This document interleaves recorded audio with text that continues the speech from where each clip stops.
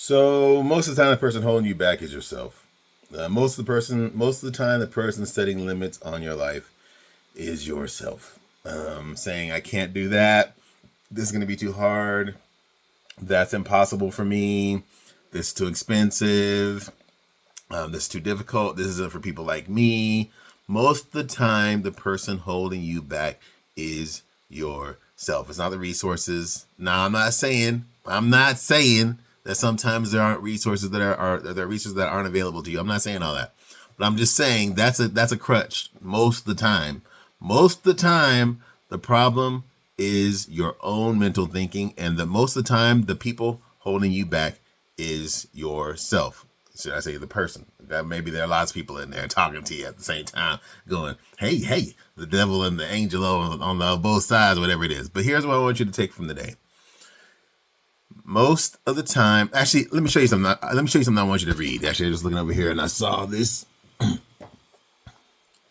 I don't know if you guys heard this book, but this book right here, Think and Grow. Ooh, hit myself in the face. Think and Grow Rich by Napoleon Hill. You need to find that book on audio. You need to find that book in physical form if you want. And you need to download that puppy and listen to that puppy on repeat. Because now here's the thing that I will say. This is one thing I will say about that book. The time that was written, it was written by someone who didn't have a lot of, how should we say, restrictions on his life. So, take that into account. But take also into account that right now, you don't either. So right now, you can go out there and do all the things that these people are talking about in this book. They were talking about with Carnegie and all that. You can do all those things now. There are no longer any barriers. There's a story, and I'm leaving you guys with this. There's a story about a scientist that was running an experiment on mice. They put them in this little confined cage, not cage really, but like a maze area, whatever, and put little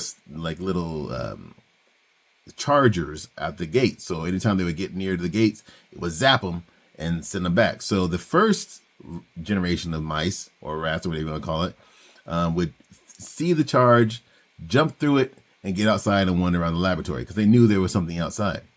The second generation, only a few of them would do that. Not all of them. Only a few of them would take the sting and get outside.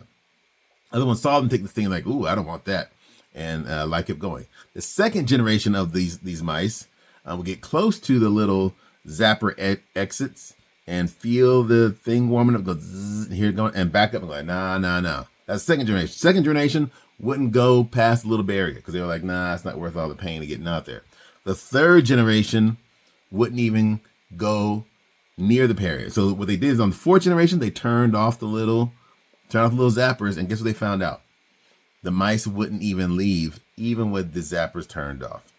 I'm telling you all that story probably pretty poorly because I want you to understand the zappers are turned off. Maybe there were some little extra electronic zappers in the beginning, generations ago, but now they're off.